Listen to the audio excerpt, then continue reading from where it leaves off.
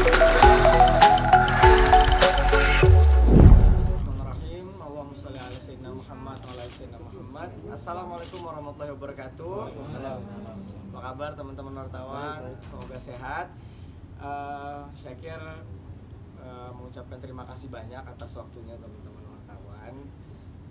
Dan Syakir juga mohon maaf mungkin beberapa belakangan hari ini ada berita tentang Syakir dan Syakir klarifikasi sekarang karena kemarin juga kita ada karantina PSBB dan Syakir juga sedang fokus di bulan Ramadan. Nah, jadi pemirsa dan teman-teman semuanya mungkin Syakir di sini udah bersama kuasa hukum Syakir, Bang Haris Besar, dan Syakir serahkan semuanya persoalan hukum kepada Bang. Tapi sebelum kita lanjut ke video, kalian jangan lupa ya untuk klik tombol like, comment, share, and subscribe channel 18 News ya guys, supaya kalian gak ketinggalan informasi-informasi yang menarik dan juga yang bermanfaat pastinya. Teman, saya lanjut aja ya sama apa yang disampaikan oleh Syakir. Sebelumnya saya diminta oleh Syakir dan juga keluarga kantor hukum saya untuk mendampingi Syakir dalam masalah yang mungkin sudah ramai beberapa hari atau beberapa minggu terakhir ini dengan saudara Sugianto ya. Nah, dan kami memang sengaja tidak muncul reaktif ketika banyak tuduhan terhadap Syakir. Saya anggap itu tuduhan karena itu semua tidak berbasis. Maka sebetulnya setelah kami pelajari, kami mendapat beberapa hal. Kami ada dapat 5 hal besar atau 6 sebetulnya yang nanti akan saya jelaskan terkait dengan hubungan antara Syakir dengan Sugianto ya. Iya. Sugianto. Nah, yang pertama itu soal pelanggaran dari sisi kontrak yang dia jadikan argumentasi. Yang kedua soal ketidakadilan isi dari kontrak tersebut. Yang ketiga soal sebenarnya Syakir sudah melakukan jauh dari apa yang ditulis di kontrak atau diberitakan di media, menuduh Syakir belum melakukan ini dan lain-lain. Itu dia sudah melakukan banyak hal. Dan yang kelima soal kerugian. Sebenarnya ada banyak kerugian Syakir yang terjadi karena hubungan dengan Sugianto. Yang keenam itu kami sementara saya menyebutnya banyak kebohongan yang diciptakan yang ada di dalam media. Saya nggak tahu siapa yang ngomong, tetapi liputan media itu setelah dianalisa oleh keluarga memuat berita-berita yang tidak sesuai faktanya. Tenang aja, Syakir tidak akan ngelaporin ITE ya. Syakir bukan tipe orang kayak begitu, tapi kita hanya ingin menyampaikan bahwa ada di berita-berita banyak fakta soal kebohongan terkait dengan Syakir dan keluarganya. Yang pertama soal pelanggaran ya. Pertama, antara judul kontrak dengan isi itu nggak sesuai. Yang kedua, bahwa waktu membuat kontrak tersebut, terutama kontrak yang pertama ya, Syakir masih di bawah umur kawan-kawan sekalian. Jadi otomatis kontraknya itu bukan cacat lagi, otomatis batal demi hukum. Itu kontrak yang pertama ya. Kontrak yang kedua, Syakir baru umur 2 bulan dari kecukupan umur orang dewasa. Dan ketika membuat kontraknya itu tengah malam. Ya, betul ya? Malam hari ya. Dan Syakir tidak ditemani oleh walinya. Jadi waktu kalau ada yang bilang bahwa tadi yang poin kebohongan tuh yang katanya keluarga menemani segala macam, nggak ada. Dari keterangan yang saya bukan cuma ngomong sama Syakir, kita juga olah fakta cerita dari keluarga, itu nggak ada. Dan menariknya, orang kalau tanda tangan kontrak, setelah ditanda tangan masing-masing pihak tuh dapat kopi asli. Nah, ini pihak keluarga baru dapat itu pada tanggal 14 Februari kemarin. Sekarang apa? 14 April. 14 April. Ini sekarang tanggal 9 Mei. Jadi baru kira-kira 3 minggu yang lalu. Padahal kontraknya sudah sejak 7 Februari 2020. Nah, itu soal sejumlah pelanggaran di dalam kontrak masih banyak, tapi sama buka puasa juga masih banyak. Lalu poin soal ketidakadilan, dalam hukum itu ada yang dikenal namanya ketidakadilan dalam posisi dan ketidakadilan dalam situasi. Nah, Syakir dengan pihak dalam kontrak tersebut ada situasi di mana ketidakadilan dalam situasi. Harus dilihat situasinya waktu itu seperti apa. Jadi nggak bisa hanya melihat soal sepakat semua tanda tangan, nggak bisa gitu. Lalu dalam perjanjian tersebut berlaku seumur hidup, ya, luar biasa. Perjanjian itu harus ada waktunya, baik ada waktunya, dan nggak bisa dia berlaku seumur hidup, karena hal yang diperjanjikan juga bukan hal yang berlaku kekal. Jadi ini lucu, kontraknya berlaku seumur hidup. Lalu Syakir tidak boleh bikin komitmen dengan pihak ketiga manapun dalam perjanjian tersebut. Dan Syakir tidak paham hal-hal ini ketika menandatangani perjanjian ini. Lalu ganti rugi. Kan dalam perjanjian itu biasanya ada hak dan kewajiban. Kalau haknya tidak dipenuhi oleh salah satu pihak yang dirugikan bisa minta ganti rugi. Nah, dalam kontrak ini itu hanya berlaku pada si orang tersebut, si Syakirnya enggak. Jadi Syakir kalau merasa dirugikan, dia nggak punya fasilitas menuntut ganti rugi, kan lucu. Nah, lalu beban membuat konten YouTube ada di Syakir, dan memang dalam prakteknya, dalam poin berikutnya yang telah dilakukan oleh Syakir, banyak video yang diupload di akun YouTube-nya yang kemudian dikelola oleh Sugianto CS itu yang bikin oleh Syakir, dari mulai idenya, produksinya, dan juga finalisasinya, promonya. Ada yang idenya pihak sana, tetapi Anda semua bisa lihat di dalam akun YouTube tersebut itu nggak sukses ya, yang produknya mereka itu, kira-kira begitu. Nah, jadi sebetulnya Syakir udah membantu ngasih rezeki pihak sana, banyak ngasih membantu, branding juga Syakir yang mengerjakan gitu. Nah, pemilihan lagu Syakir yang lakukan sendiri. Lalu soal privacy, pihak Sugianto tidak menggunakan alamat korespondensi yang telah diatur pada pasal 18 perjanjian. Lalu pihak Sugianto juga menyebarkan alamat pribadi ketika press conference beberapa waktu yang lalu ke media-media. Juga menggunakan nama akun YouTube channel Syakir Daulay dengan bebas tanpa perlu memikirkan konsekuensi atau kerugian yang ditanggung oleh Syakir. Jadi per tanggal tertentu itu di kerugian saya akan jelaskan, itu akun YouTube-nya sudah dirubah passwordnya Syakir, jadi sudah tidak bisa akses. Jadi Syakir sudah tidak bisa akses, otomatis dengan password yang lama Syakir nggak bisa lagi masuk ke akun YouTube tersebut. Kerugiannya, royalti dari akun YouTube channel Syakir belum pernah diberikan oleh Sugianto kepada Syakir.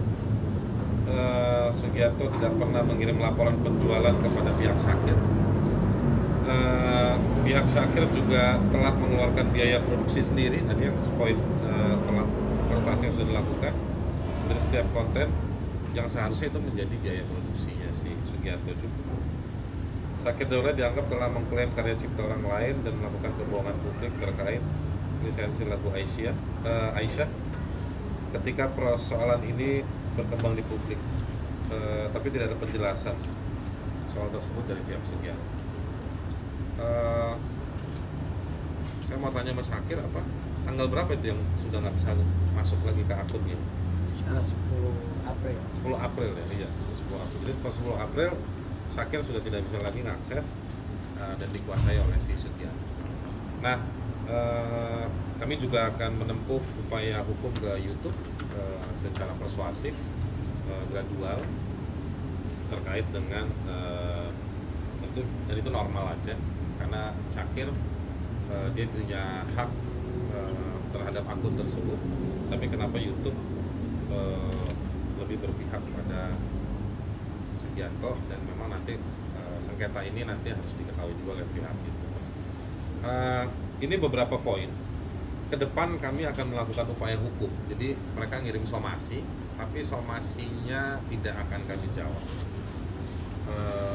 Kalau misalnya Syakir dilaporkan ke polisi, nggak apa-apa. Kami akan datang ke polisi. Kalau diperiksa, kami akan sampaikan semua bukti-bukti yang kami punya. Kalau terkait dengan pencemaran nama baik, terkait dengan masalah keperdataan, dalam somasi kami tidak perlu jawab karena sebetulnya yang diminta sama mereka teknis dalam somasi tersebut tidak jelas apa yang diminta. Kalau diminta untuk menjalankan prestasi sesuai kontrak, sebetulnya Syakir sudah menjalankan jauh dari apa yang mereka sebutkan di dalam somasi. Jadi mungkin kami juga akan melakukan upaya hukum kepada mereka. Jadi intinya masalahnya ini bukan sekedar menjawab somasi, tapi sebetulnya mereka berterima kasih sebetulnya kepada pihak Sugianto CS. Pihak Sugianto CS justru menyadarkan Syakir bahwa Syakir mengalami ketidakadilan yang bertubi-tubi, berlapis-lapis dari berbagai sisi. Dan setelah kami pikirkan, pelajari, lihat fakta yang ada semua sarana komunikasi yang kami lihat ada, kami justru yang nanti akan melakukan upaya hukum kepada Sugianto untuk meminta pertanggungjawaban kesalahan menyusun kontrak, kerugian yang diciptakan, eksploitasi terhadap anak muda yang masih di bawah umur, sekarang udah di atas umur sedikit. Justru kan nanti kami yang akan minta pertanggungjawaban tersebut. Kira-kira begitu. Ada pertanyaan? Mungkin lebih ke awal kenapa bisa bekerja sama dengan pihak Sugianto proaktif, karena yang saya tahu kan kebetulan saya liputan juga ke sana itu dari pihak mereka bilangnya ini ada apa kontrak jual beli gitu kan, sementara dari pihak Syakir menurut mereka tidak mengakui bahwa adanya jual beli. Anda dikasih lihat nggak kontraknya? Pada saat itu hanya sekilas karena saya untuk kebutuhan stop aja. Untuk ngebaca secara detail itu mungkin bukan. Berarti Anda belum baca. Kenapa? Anda melihat tapi Anda tidak baca. Iya. Ya. Karena saya pikir itu bukan kewenangan saya yang kebutuhan untuk gambar aja. Jadi seperti saya bilang, kontraknya, judulnya sama isinya berbeda. Oke. Pelaksanaannya seperti tadi saya sebutkan. Dia nggak boleh, dia dikontrak seumur hidup, nggak boleh kontrak sama pihak ketiga manapun, tapi dia yang harus bikin konten seminggu 3 kali, dari idenya, produksinya, promonya. Jangankan konten kreator, seniman, artis kayak begini, kita narik orang aja untuk kerja di kantor kita, nggak mungkin semuanya segala sesuatunya dikerjain sama dia, tapi dia yang tanggung jawab. Terus kalau dia ngalamin kerugian, dia nggak boleh komplain. Tapi pada saat Syakir pada saat bikin kontrak itu, terutama yang kedua itu tengah malam, bukan jam normal, jam kerja. Jam berapa? Ketika memang Syakir waktu itu kan sedang keadaan terdesak kan. Lagi ada keterdesakan juga soal biaya, lagi butuh uang. Dan waktu itu juga nggak ditemenin siapa-siapa. Nggak ditemenin siapa-siapa, lalu main tanda tangan. Jadi memang ada situasi-situasi yang tidak seimbang menurut saya. artinya memang ada penandatanganan di situ dengan Syakir. Ada. Penandatanganan ya lihat aja di kontraknya. Makanya saya tanya, Anda lihat nggak kontraknya? Tapi begini, nandatanganin kontrak iya, tapi juga situasi membuat kontraknya, alasan membuat kontraknya. Kalau saya bikin kontrak sama Anda, bawa kepala Anda saya belah 7 nanti sejam lagi, boleh nggak kita bikin kontrak kayak begitu? Boleh nggak? Tidak semua hal boleh diperjanjikan meskipun ditandatanganin pakai kuas yang paling mahal, dilapis emas ditanya. Kontrak itu bukan berarti orang bisa menjual apa saja, bisa menyerahkan apa saja. Justru harusnya kontrak tersebut harus pada batas-batas kewajaran. Sesuatu yang nggak wajar mau ditandatangan ya di bawah sinar matahari ya jam 12 siang, lapis emas, kertasnya hebat gitu, itu nggak bisa. Pak, Jadi ukuran tanda tangan itu mesti diuji. Nah, bicara soal laporan yang dilayangkan oleh pihak proaktif. Kemarin mereka kan melaporkan ke pihak Polda pada saat itu soal perbuatan pencemaran nama baik, soal postingan dari Syakir yang katanya akunnya telah dibajak. Padahal proses kontrak itu sudah ada dan Syakir tahu bahwa akun itu sudah berpindah tangan. Nah, kenapa dia harus di kontrak tidak disebutkan bahwa password boleh dirubah. Dan semenjak tanggal berapa April? Setelah 1 hari setelah trending Aisyah, dia nggak bisa ngakses. Tiba-tiba keluar. Ya, jadi bahasanya yang benar apa dong? Saya tanya sama Anda, bahasanya yang benar apa? Maksudnya gimana? Menyebutkan kalau orang nggak bisa ngakses akunnya, disebutnya apa? Dihack. Dihack bahasa Indonesia-nya apa? Bajak. Ya udah. Ya kan? Nanti mungkin kalau Syakir dipanggil polisi, kita akan bawa kamus bahasa Inggris dan bahasa Indonesia. Tapi kalau yang kemarin hasil omongannya, kenapa akun itu akhirnya sengaja diganti itu? Karena sebelumnya Syakir sempat meminta juga akun itu. Ya buktiin aja kalau Syakir pernah minta. Kan nggak pernah. Syakir kan. Jadi sebetulnya makanya saya bilang di poin-poin ini ada 5, saya mau tambahin lagi, ada banyak kebohongan yang muncul di berita-berita. Saya nggak bilang siapa yang bikin ya. Saya keluarga cuma baca berita-berita, kok banyak info yang nggak tepat. Tapi kami hormati namanya berita. Barangkali teman-teman punya cover website versi sendiri, silakan. Iya, maksudnya biar nggak jadi bola liar. Ya kalau nggak boleh nanti kan kita bisa laporin ke Dewan Pers biar diperiksa juga. Sakit dong, alasannya kenapa penandatangan kontrak? Karena kan di hukum ini kan yang dinilai kan kontrak tanda. Alasannya kenapa waktu itu mau tanda tangan? Tadi kan udah jelasin situasinya. Enggak, jelasin lebih dalam Sakir. Iya, tadi keadaannya memang sedang terdesak Syakir. Dan ya kan dari buat kawan waktu itu mengenalkan kan karena dia orang baik segala macam ya sudah, dan dia juga kenapa Syakir nggak tahu ada penjual belian, karena dari telepon, WhatsApp ada buktinya kita. Iya. Itu dia ngomong, Syakir itu kamu saya kelola ya, dan saya berikan advance. Advance itu kalau bukan pinjaman apa ya bahasa Indonesianya? Iya, ya pinjaman dalam kayak macam ditaruh duit dulu berapa. tapi nanti kita harus balikin ya, itu kan pinjaman. Syakir dijanjin mau dikasih rumah apa apartemen, Iya. mau dikasih mobil, Mobil. gitu. Mau dikasih advance itu kayak nih keuntungan yang diberikan lebih dahulu lah, kayak semacam deposito apa Iya, advance itu bahasanya. Nah, makanya kemudian waktu itu karena saya kira ya memang orang baik kan, saya kira biasa cuma berprasangka baik sama orang karena nggak diajarin kan sama orang tua, sama guru juga berprasangka buruk. Dan akhirnya ya udah. Nah, setelah 1 hari setelah Aisyah trending, jadi kalau dibilang pihak Syakir manfaatkan ketika Aisyah trending, maaf, sebelumnya Syakir udah pernah trending dan masuk ke hitam putih. Nah, jadi 1 hari setelah trending, tiba-tiba Syakir kan email itu kan nyambung ke HP ya semuanya, ya bang. Itu Syakir nggak bisa akses semuanya loh. Kenapa nih email tiba-tiba ganti? Ya Syakir hubungin. Ya mintalah, ini Syakir mau nelpon orang siapa-siapa, kontaknya di email semua. Akhirnya kata dia, oh ini udah keputusan dari Pak Sugiarto. Oh nggak bisa gitu, ini data Syakir di situ semua, gitu ya kan. Dan kemudian akhirnya ketika dia mengganti itu, nah waktu itu official musik video yang ubah dia jadi cover, terus yang ubah ke musik official musik video dia dari pihak Pak Sugiarto, terus diubah lagi ke cover. Jadi Syakir yang ditekan publik, dibilang mengambil hak karya cipta orang, sedangkan dia menggunakan itu untuk mengubah-ubah official musik video cover. Akhirnya Syakir yang kena. Nah, ke depan ketika Syakir nggak bisa akses, dia wajar Syakir bilang pada orang bahwa itu bukan Syakir yang upload. Memang benar bukan Syakir yang upload.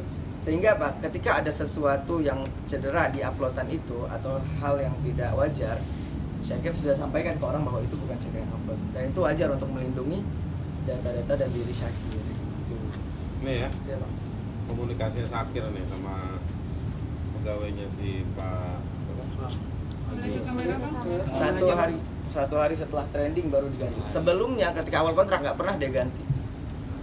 Bahkan dia membebaskan Syakir untuk bisa masuk. Jadi kita kalau ngomong pakai bukti, ya, bukan main nuduh-nuduh aja. Syakir, yang dijanjikan dari pihak Prabu sendiri itu berapa berapa rupiah sih Ya total? sudah terrealisasi atau belum? Apa? Yang dijanjikan itu Yang semua dijanjikan itu udah- sudah terrealisasi belum, dan itu berapa rupiah sih mungkin yang dikasih ke Syahir? Ada janji nominal angka nggak? Nominal. Ada persentase? Iya, memang ketika di awal kan 200 kan diberikan per termin. Nah itu advance, dia bilangnya bukan beli YouTube.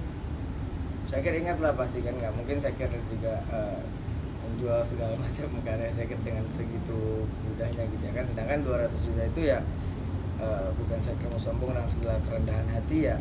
Alhamdulillah kan saya kira di sinetron di mana-mana itu sangat insya Allah mudahkan lah untuk mendapatkan itu dalam per bulannya bahkan. Tapi ketika saat itu memang karena saya kira juga terdesak dan saya kira dikenalkan oleh Mbak Agi dari Pak Sekawan ya, saya kira dikenalin ini orang baik gini-gini segala macam ya.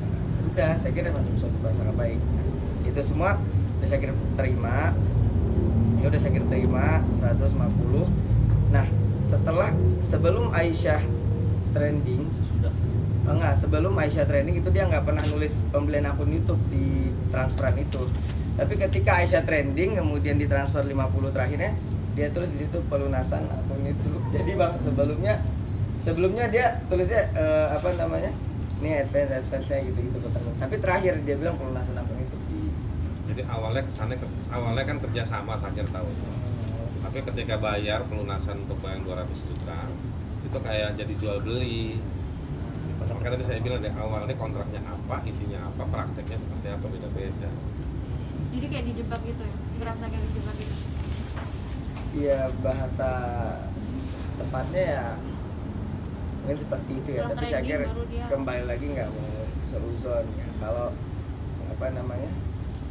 kalau memang seperti ini ya saya kira serahkan lagi kepada kuasa hukum bagaimana etika hukumnya, bagaimana praktek Iya. hukumnya. Saya kira serahkan pada ini. Kalau menurut saya gini, sebetulnya yang harusnya mempermasalahkan secara hukum Syahir bukan mereka. Jadi sebenarnya yang jadi korban pelanggaran hukum Syahir bukan mereka. Jadi tapi karena mereka sudah memulai membuka, ya mungkin ini berkah bulan puasa ya. Jadi justru ya udah sekalian. Jadi kita nanti malah yang akan mempermasalahkan, menagih, meminta sejumlah hal untuk martabat, hormat, haji.